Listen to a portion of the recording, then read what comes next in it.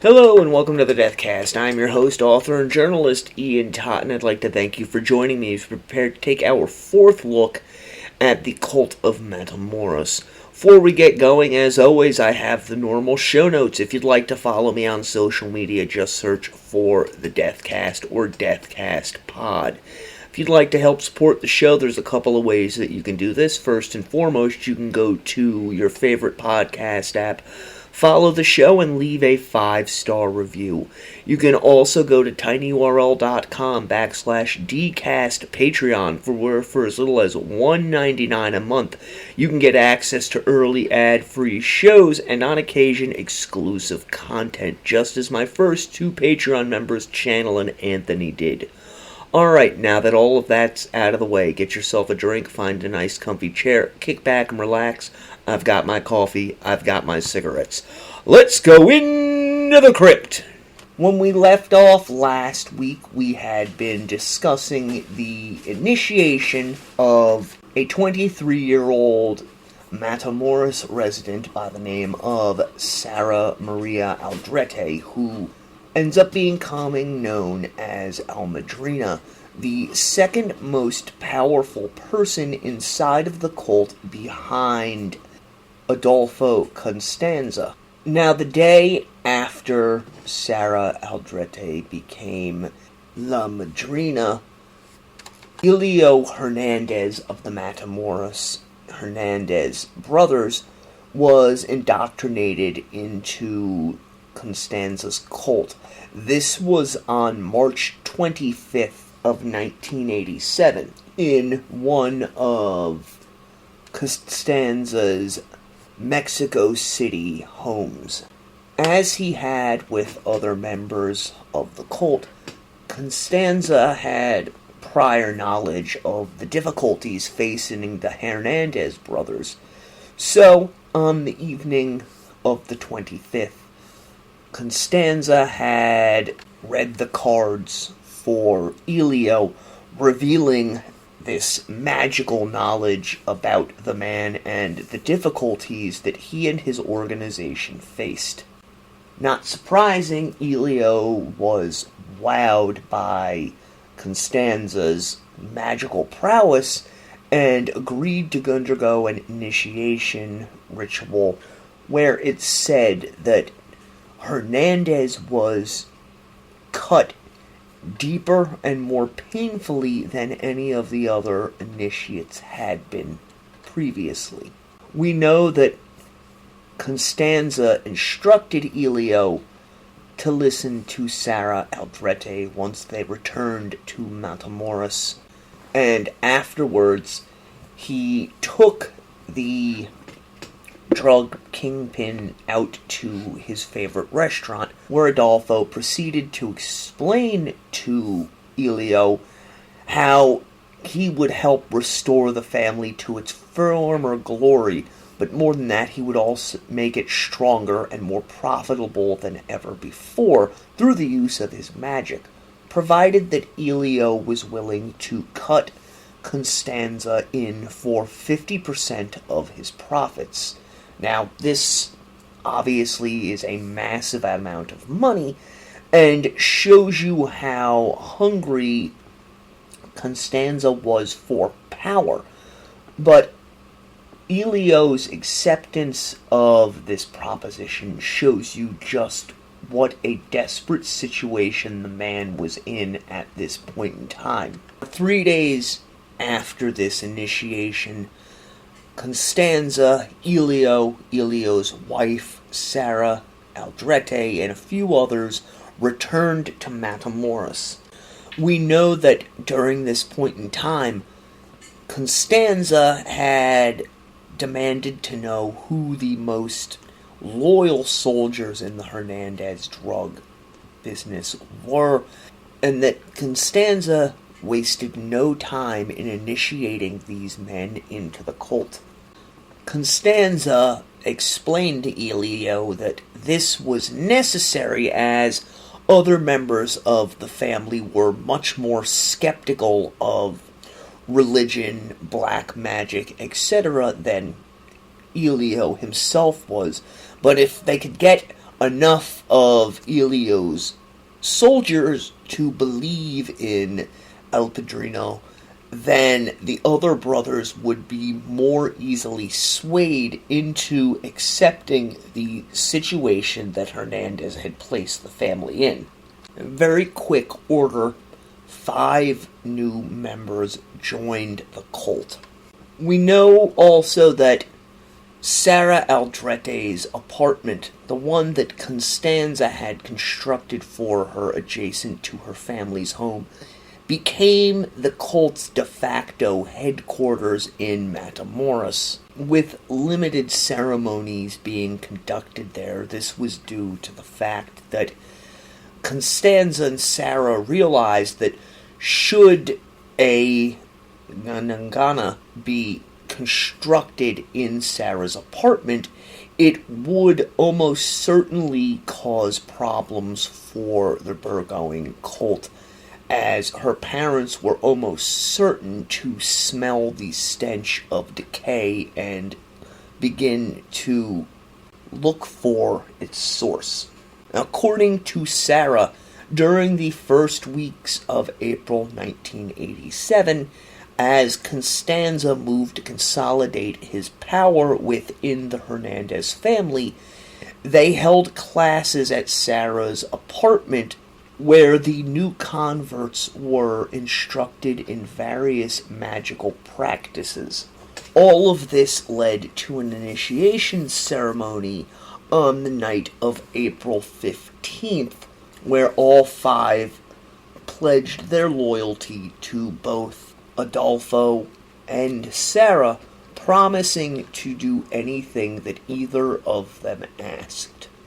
Within a few days of this initiation ceremony, members of the Hernandez family brought Constanza to a ranch known as Rancho Santa Elena. And it's here that Constanza finds a dilapidated wooden shack that he decides is perfect for them to construct a new Nagana in. But more importantly, the ranch is so isolated, so far out of the way and off the beaten path. It's a perfect place for the cult to commit human sacrifices with little to no fear of being discovered. Within a few days of all of this happened, the Hernandez family is besieged by a run of good luck. Federal officers who had made a number of large marijuana seizures over the ensuing months unexpectedly, at least to the Hernandezes themselves, decide to make these drugs available to them. This was orchestrated by Constanza and other members of the cult in an effort to solidify the drug runners' commitment to Mayambe and to Adolfo Constanza. Adolfo goes so far as to instruct Elio as to who it is that he should sell the weed to. From this sale, which takes place in Houston, the Hernandez brothers make an estimated $200,000, half of which goes to Constanza and the cult. Sara Aldrete would later state that Adolfo gave her $5,000 of this $100,000 as something of a finder's fee, while Elio gave her a brand new Ford Taurus, and that in the process of giving her this Ford Taurus, he attempted to seduce her, although she was quickly able to escape by reminding Elio that she was El Madrina and belonged to no man save for Adolfo Constanza. We also know that this rejection infuriated Elio, and that when he later complained to Adolfo about this, Adolfo was steadfast in that no one may have Sara but him.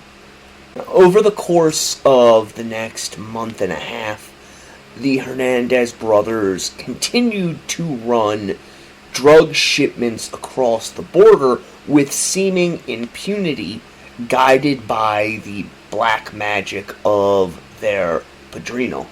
And as this is happening, Constanza is being contacted by members of the larger drug smuggling faction that controls this whole area of this country of Mexico.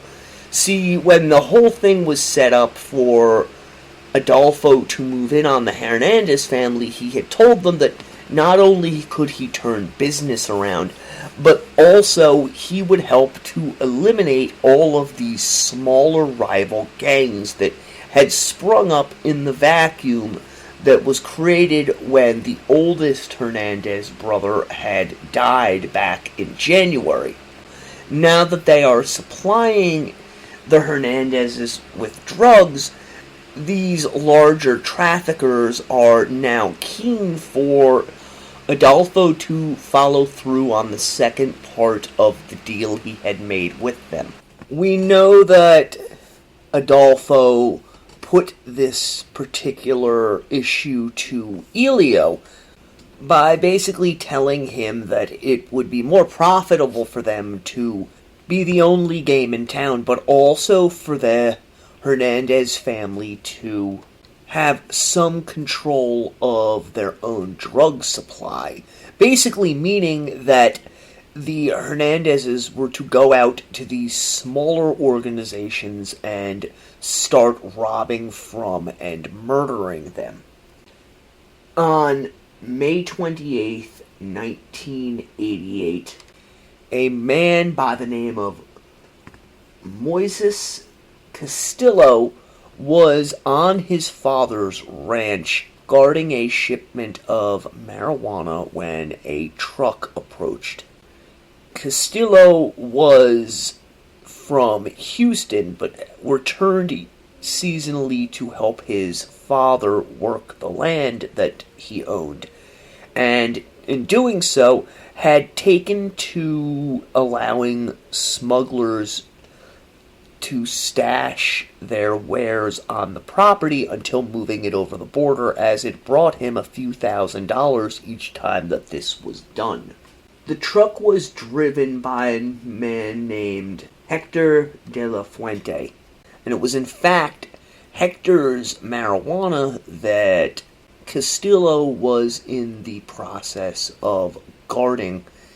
Hector had been brought to the farm by members of the Hernandez family. We know that after loading the shipment of marijuana onto the truck, both De La Fuente and Castillo were brought to a orchard roughly a quarter mile from Castillo's father's farm. Some published reports have it that before he shot the men, Costanza asked both of them whether or not they were Christians, and when Castillo responded that he was, Adolfo is said to have muttered something along the lines of, "Didn't I tell you all Christians are animals?" before killing the two men with a silenced handgun. One of those present would later tell authorities that the manner in which Adolfo had committed these two homicides, his detached, reserved air, was unsettling, as in their world at this point in time, usually some form of transgression, generally a major transgression, had to occur in order for the traffickers to work themselves up into enough of a frenzy that they would actually go out and commit murder. The way that Adolfo had committed these murders, however, was unique, alien to them.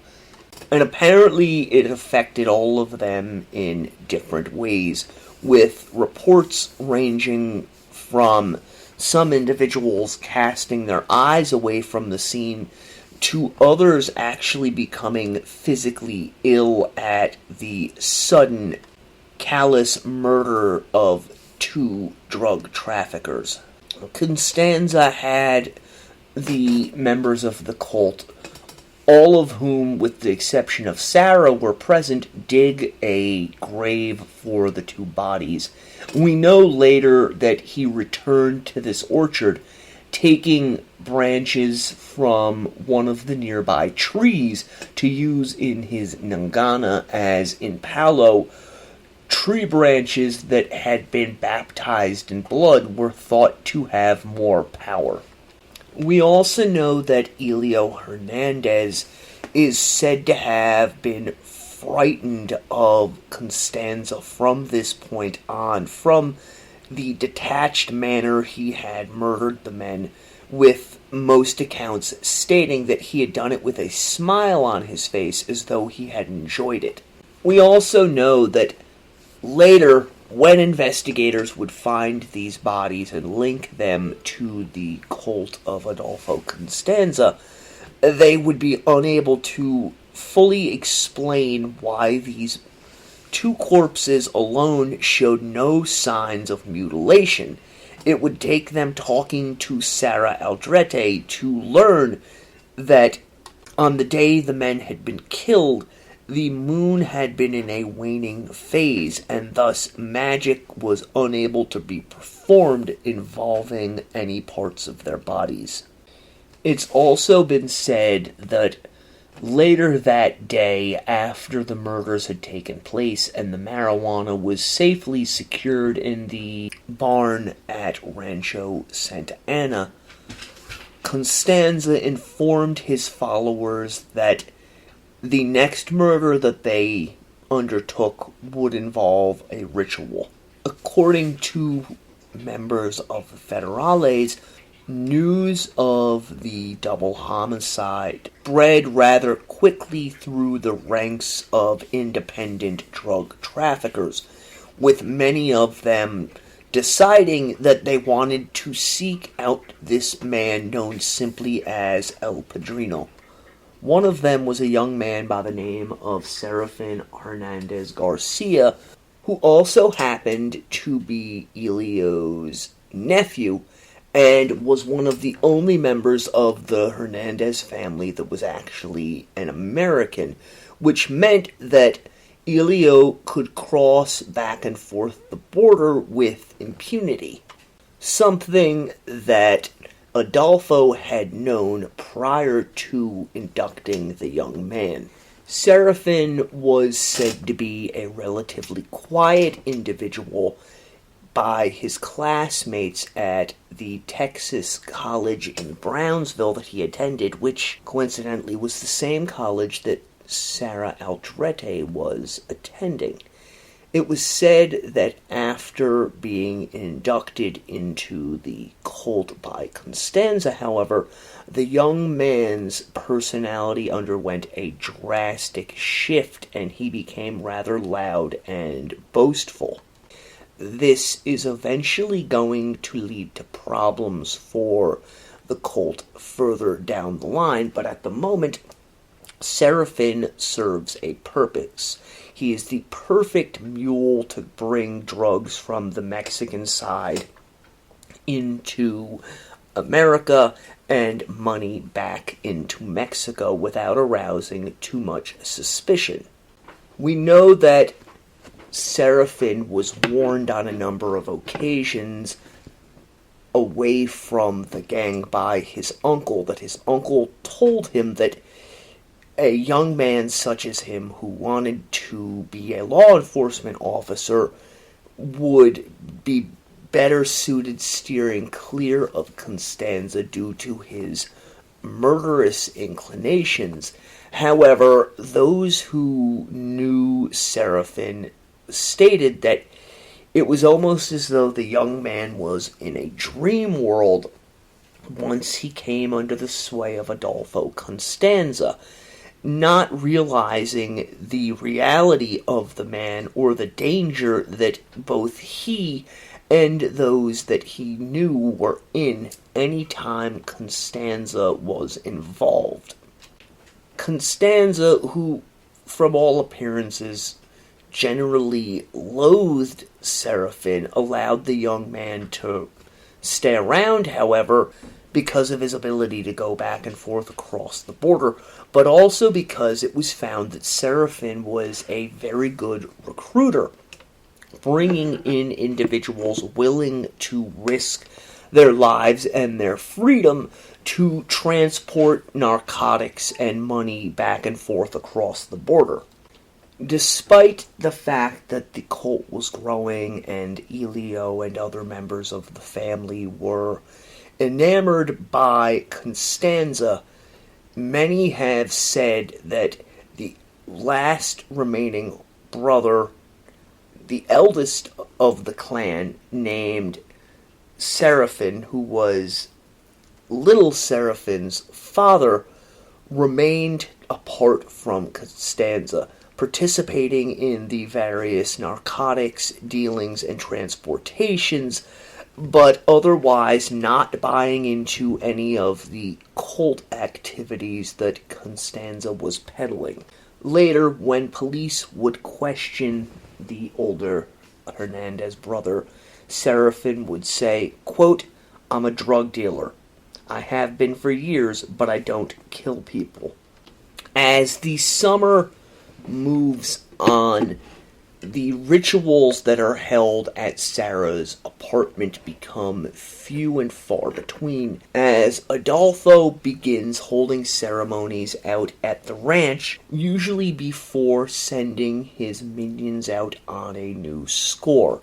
Most of the time, these were shipments that the Federales had intercepted that were left unguarded long enough for members of the Hernandez clan to go in and retrieve them, but were not limited to that. They would also go out and target other low-level dealers taking their drugs, although for the time being it appeared that his bloodlust was sated.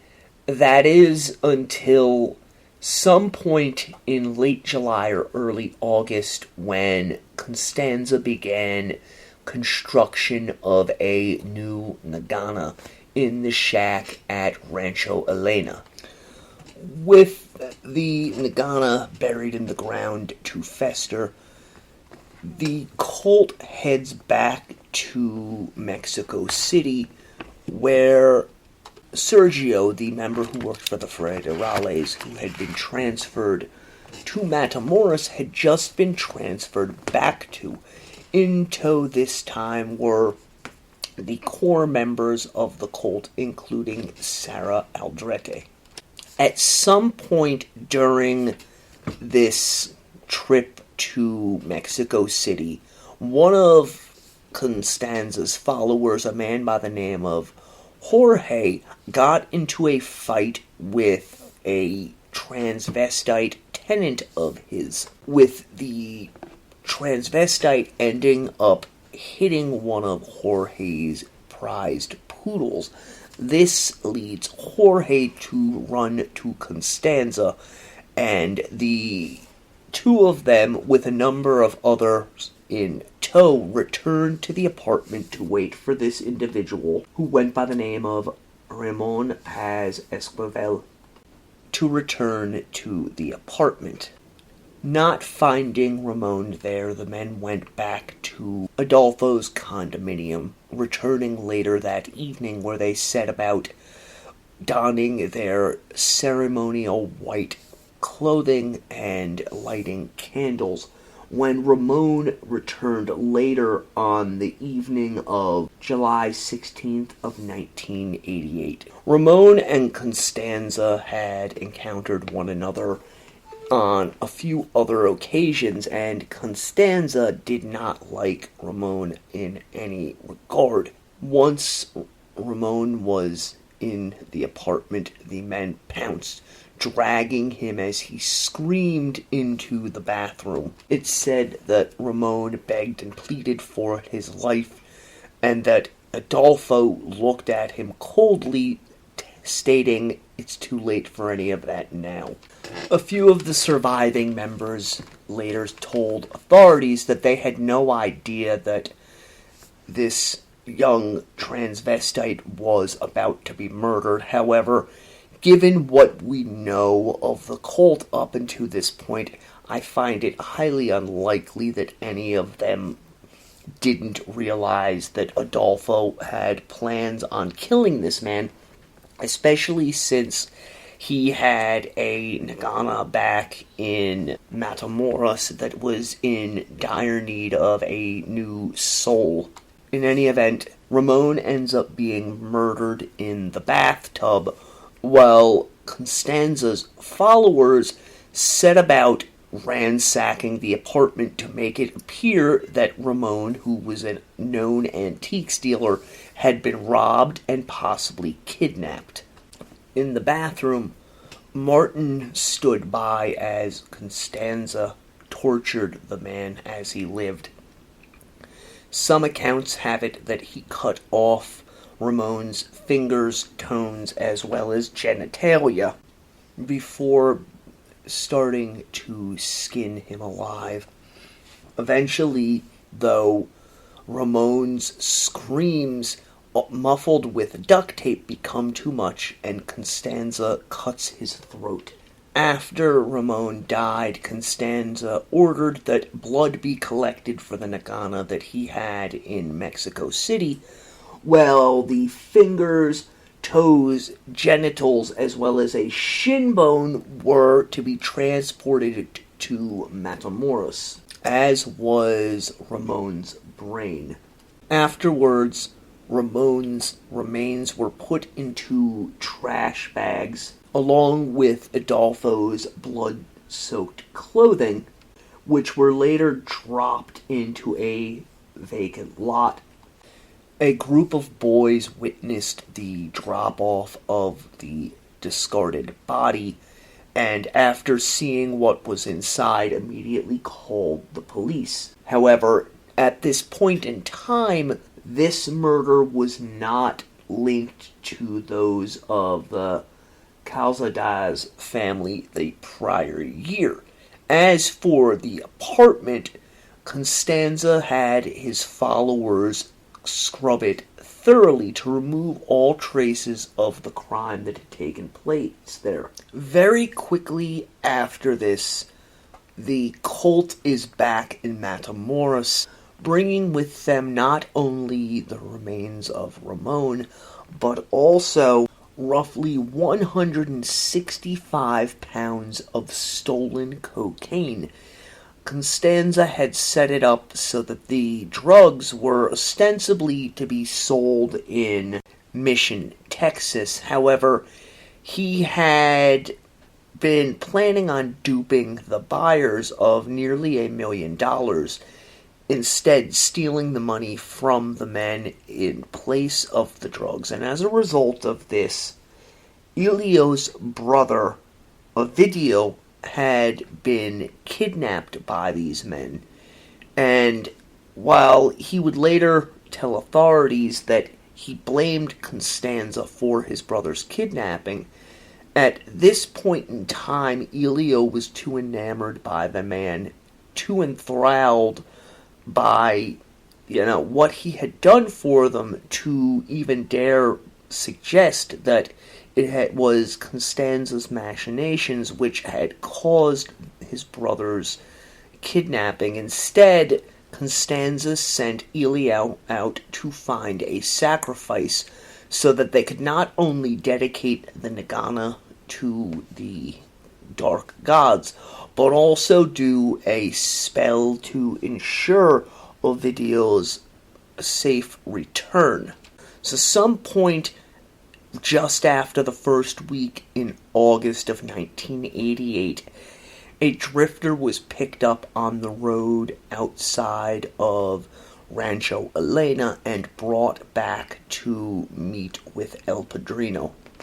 Now, the long and the short of this kidnapping is that the man that Constanza and his cohorts had ripped off was a extremely high-ranking member in a drug family with links to not only drug dealers in Colombia, but also members of the Chicago outfit, that is, the Mafia. So when they decided to take the brother of Elio and the brother's young son, Elio took it seriously when he was told either return the money now or they will die. All of this led Elio to picking up the hitchhiker who was brought back to Rancho Elena, where he was ritualistically tortured and raped before having his brain and his heart removed from his body. Afterwards, Constanza instructed Elio to wrap a piece of wire around the slaughtered man's spine and to leave it sticking out of the ground when they buried his body. When pressed about the fate of his brother by Elio Hernandez, Constanza told the man that the brother and his son would be returned soon unharmed. Lo and behold, the following day, August 13th, Ovidio and his son were returned to the Hernandez family, with the kidnappers having fled town. It's interesting to note that it would later come to light that Elio and little Serafin had gone to the police prior to going to Constanza. However, the police would do nothing as Elio refused to tell the officers why his brother and nephew had been kidnapped. Later, after his brother and nephew had been returned, Elio phoned the police, who demanded that he come in and talk to them and explain to them what this entire ordeal was about. Eventually, Elio admitted to them that his brother had been kidnapped over $800,000. However, he refused to divulge any more information, and the police would end up seizing his brother's brand new pickup truck, as well as vehicles the kidnappers had left in the area upon fleeing, although no charges would be brought against any of them. While the Hernandez brothers believed that it was El Padrino's black magic that was responsible for the returning of the man and young child, police would later state that it was their belief that the kidnappers, while seasoned killers, had no stomach for taking the life of a young child and had simply abandoned their plan when it became apparent that the Hernandez family had no intentions of doing as was demanded of them. Personally, I think it's more likely than not that the individuals pulling the strings realized that should they go through with this killing, it was an almost guaranteed certainty that a war would erupt in and around Matamoros, which would in turn lead to police attention on their activities and possibly lead arrests and further charges for the man that Constanza and crew had ripped off, that being Manuel Pancho Jaramilla of Mission, Texas, who at this point in time was awaiting trial on cocaine and marijuana trafficking.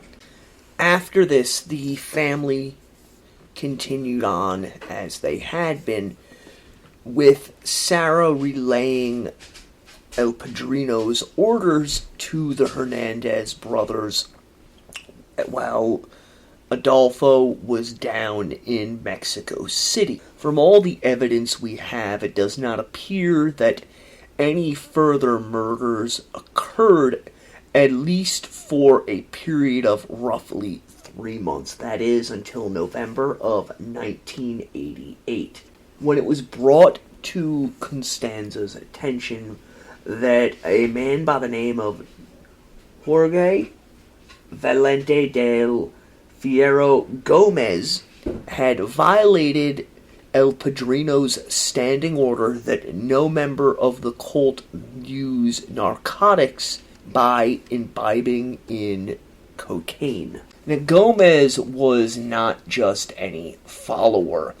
He had at one point been an officer in the Matamoros police force before leaving the force to pursue life as a drug dealer, eventually being brought into the fold as an informant with special authority by the Comandante of the Federales in that area, which basically meant he was a cop in all aspects, including having a badge, although he appeared on no official paperwork, and basically did the work of the corrupt officials in the Federales, accepting bribes, issuing threats, and by some accounts, possibly even having carried out murders at their behest.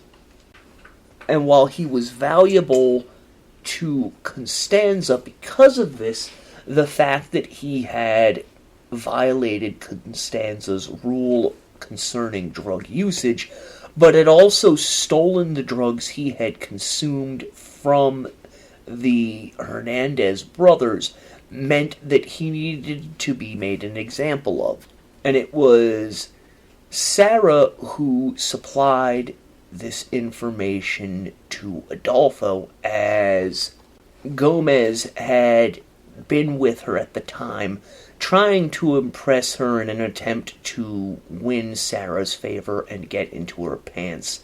He had removed a small vial of cocaine and sniffed it in front of her, something that instantly disgusted Sara, who, as Adolfo's second in command, dutifully reported this infraction to El Padrino. The night that he returned to Rancho Santa Elena, Adolfo Constanza summoned his followers to the ranch without warning. Once they were all gathered there, he began to conduct a ritual, sacrificing cats and chickens before informing everyone that there was a traitor in their midst.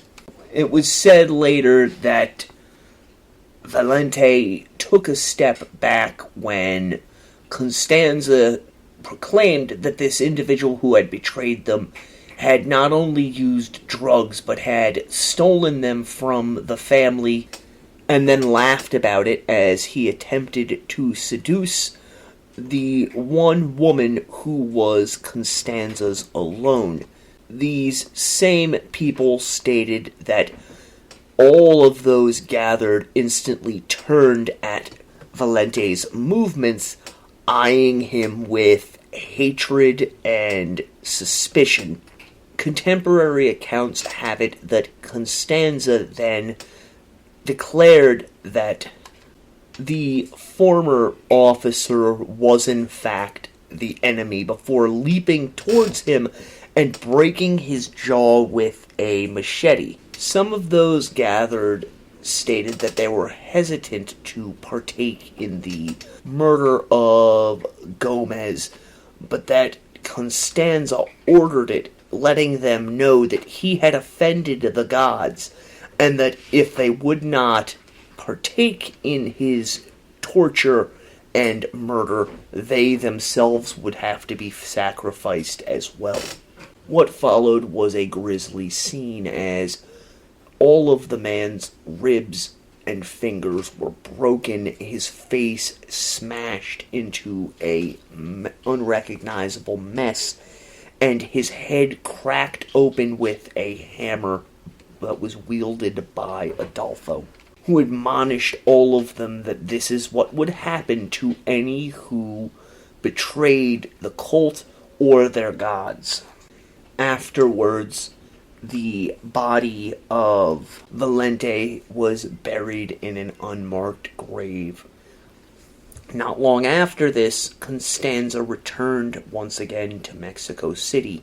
However, he would be back in very short order to make 2 more sacrifices to the Nagana. This was in December of 1988. Both of these men had been assistants to Salvador, the Federale, who was a member of the cult and had been stationed there, putting everything in motion for the cult to gain access to and eventual control of the Hernandez family, but also the men responsible for setting up the cocaine ripoff, which had nearly cost Elio Hernandez one brother and his nephew.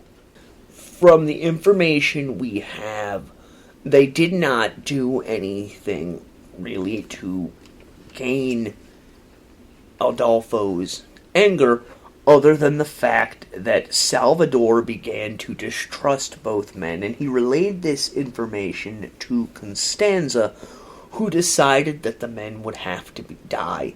So, with Salvador's participation, both officers were sent to Matamoros from Mexico City, where they were met at the airport by members of the Hernandez family. Later that evening, the 2 men were ritualistically murdered at Rancho Santa Elena. Both men were severely tortured, with their hearts being removed. After this murder had been conducted, Constanza instructed his followers to bury their bodies in the field nearby, at which point he went to the grave of the hitchhiker and removed the wire from the ground, attached to which was the spinal column of the hitchhiker. Constanza reportedly gave this to Elio, instructing him to clean it off and then wear it as a necklace, which would quote-unquote bring him luck forever. Another murder that's eventually going to be linked to Adolfo Constanza, although tangentially, is a triple murder-suicide that had actually taken place in September, when the head of Interpol for Mexico, a man by the name of Florentino Ventura, got into a drunken argument with his wife, whom he shot, before proceeding to shoot his wife's friend and then himself. Later, it would come out that the man had been under Constanza's sway, and that guilt over knowledge of the things that Constanza was perpetrating during this point in time may have led to the man taking his own life. It's known that after this point in time, the gang seems to have leveled off on its murderous spree for a little while at least. During the early months of winter, we know that he, Martin, Sara, and a member of the Hernandez family named Doobie went to numerous tourist locales in Mexico during that point in time, and that Doobie, who would become one of Constanza's most ardent and violent followers, began showing off souvenirs he had kept from the various murders that he had participated in when he went out to the local bars in and around Matamoros in an effort to recruit new members for the cult. However, it does not appear as though anyone really took him up on these offers, although many who already considered Doobie to be a crazy man said that when he showed them these grisly souvenirs, it just confirmed to them that he was a man that they needed to stay away from. One interesting thing that happened towards the end of the year occurred in Mexico City, where members of the cult gathered for an actual Christmas party. There, a woman by the name of Carla, who you might remember from the first episode, who had been indoctrinated into the cult by Constanza when he first arrived in Mexico City, complained to him that he had not been with her in more than a year, meaning had not had sexual relations with her. And Constanza, who by this point was avoiding all sexual interactions with females, told her that she could go and find another sexual partner if she wanted to, as he himself was now married to a woman named Sara, and that they not only had a child, but that this child had been born on Carla's birthday. Now, according to Sara Aldrete, she had remained in Matamoros to spend the holiday with her family, and when she called Mexico City to wish Adolfo a Merry Christmas, had been greeted on the phone by Carla, who began yelling at her. And later, when Sara asked Adolfo what Carla's problem was, it was said that he responded to her that Carla was angry that Adolfo was sleeping with her as well.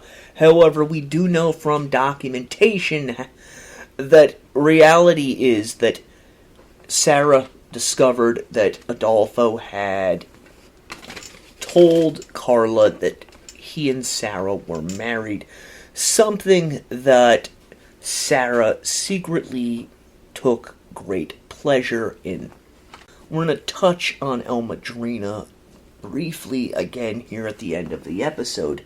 By this point in time, the end of 1988, it's been said that Sara Maria Aldrete had become the godmother. She was seen as just as controlling, manipulative, and conniving as Adolfo himself was, doing things such as sleeping with Elio one time in order to get further control of him, to the point that the man would tell her down to the last nickel how much money he had.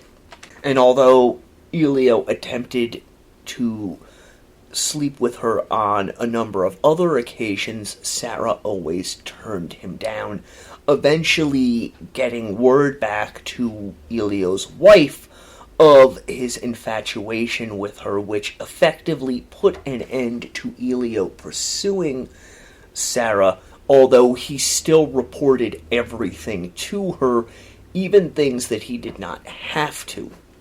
And there are also stories of her exerting similar control over others within the cult, although, to the best of my knowledge, sex was not used as a weapon in the majority of these cases. She was simply able to beguile and insinuate herself into these individuals' lives, much as Adolfo had, while placing herself in a position of power over them while still seeming to be subservient to Constanza. We are going to end the episode at this point.